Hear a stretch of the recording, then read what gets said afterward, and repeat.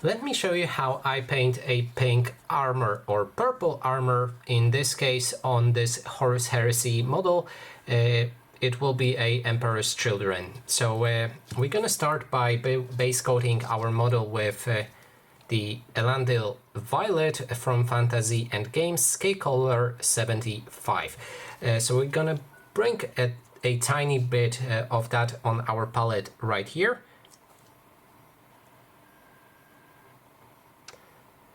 Like so, and then we're gonna grab the brush. In this case I'm using a very old, and as you can see, not perfect condition brush, but it will be a simple base coat. So we're gonna grab some water and water our paint down.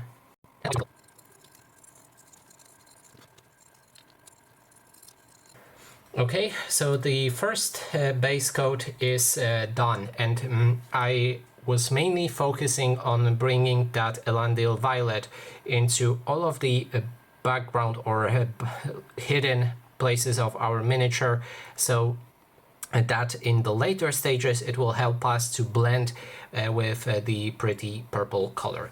But when the Elandil Violet dries out, it's very dark, and in some cases when it's dried out, it's very hard to distinguish it from the black, as the black primer is very dark and the coats don't seem well. But we only need one coat. Now that it's finished, we're gonna move on to the proper painting, and for that painting I'll be using a sponge method. So here I have a broken up sponge. I'm not using an entire piece of sponge as it would be too big. Sometimes you can get a smaller one, so I guess you could go with that. But in this case, I'll be using a broken down sponge, and then we're gonna sponge some color onto the model.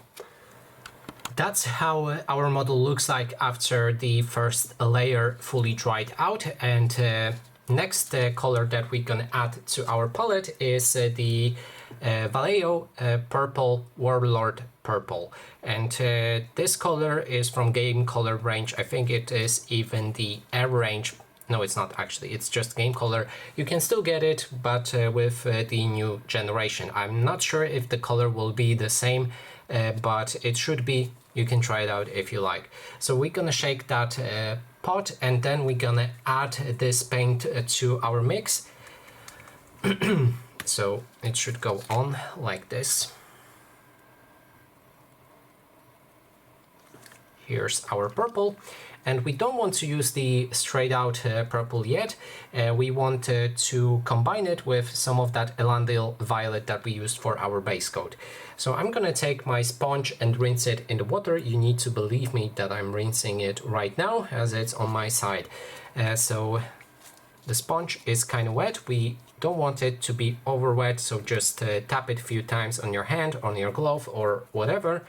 And then you're gonna grab a tiny bit of that Warlord Purple and add it right here to our mix. So we're looking for a color that looks like this on a black glove. Now we're gonna grab that sponge and try to apply it in most of the areas of our model. As you can see, it's very dark, so it will bring up some of that pink to our armor.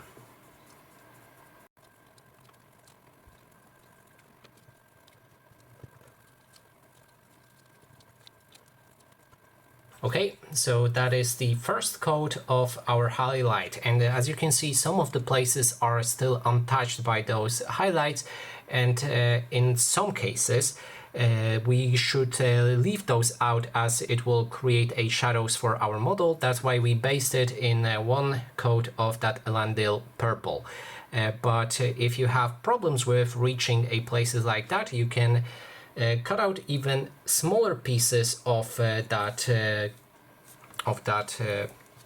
sponge like this, and then you can grab them with a tweezers I mean, and perform a same thing but in more controlled way in those darker areas.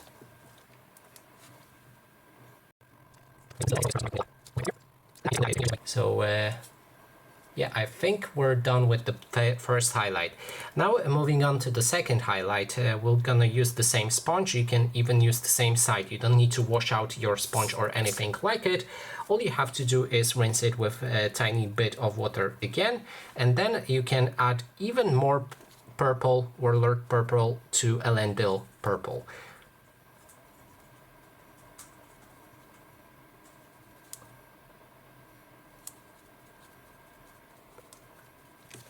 So we are looking for something like this. I'm gonna tap it on my hand to remove some of that from the sponge and then reapply it to the model. But I'm gonna be kinda careful now. I don't want to touch entire armor, only the things that we want to highlight. So you can follow the highlight areas like I'm doing right now.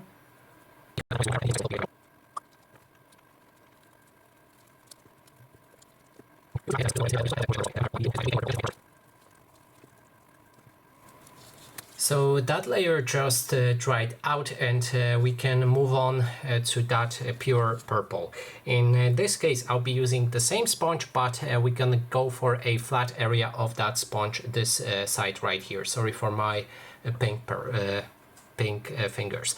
So I'm gonna get some of that pure purple, warlord purple, and try to wet it out on my wet palette. So we have something like this. Now we want to also try to remove some of it on our glove, and finally move on to the highlights. So as I said, we're gonna focus on the most raised areas now. Okay. And I think it's almost done. Now what we want to do is grab our brush, and we'll use this brush first to cover up some of the mistakes that we've made. So as you can see right here on the chest plate, we want to have more of that purple in some of the areas, and then we're gonna use this size 1 layer brush to create some of the scratches, but I will get to that further. Now let's try to fix that areas. I'm gonna use the mix of the Elendil purple with warlord purple right here on the palette, and now we're gonna grab those areas and apply that color.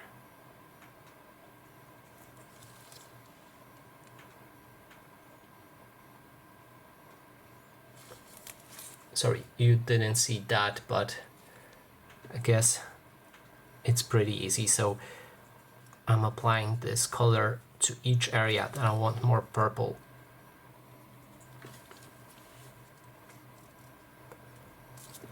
And this shoulder pad is left out as I want to paint it with the white color. So that is the reason, but overall, let's just touch up this back right here, just to make it look cooler, and this back the same way.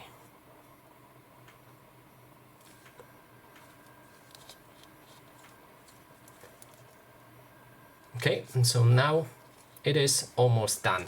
Last thing is the scratches, which will bring out our entire model. And okay, so now it's dry, we can move on to those scratches. And as I said, I'll be using the Vallejo light green gray, which is a perfect whitish color. I'm even using it to paint any white things, honestly, as it's really great. I will create a tutorial for the white color if you're interested. You can check it out on this channel. And now let's move on to that white color. So the consistency should be something like this, so it doesn't run around everywhere, but yet it leaves a brush without any problems. We also need a very sharp tip brush, and then we need to remove some of that each time we're gonna try to apply it on our glove. And now we're gonna go and create those scratches. So let's start with the shoulder pad. I'm just gonna tap in a few places. It needs to be random to look good.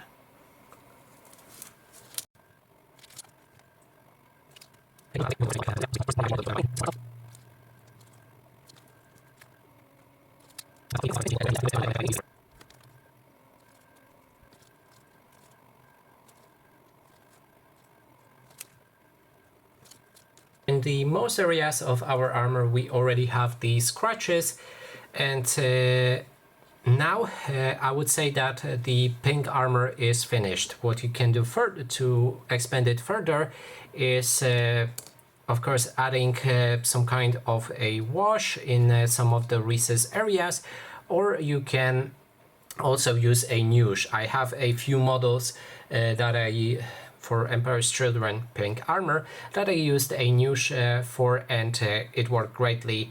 I can show you that. If you're interested, just let me down in the comments and I will try to make a video with that nuge recipe as well.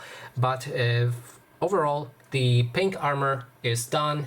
It's a very quick method. You can literally do entire squad in one evening, and so that is basically everything. So if you like this video, please let me down in the comments, because I'm uploading it to my other channel that is not about miniatures in any way, but if you actually like it, then I will try to make another channel with that kind of a content.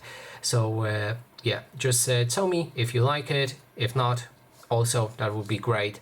And thanks so much for watching. If you like this video, please consider subscribing. I guess you won't like the content here, but you can try. So anyway, goodbye.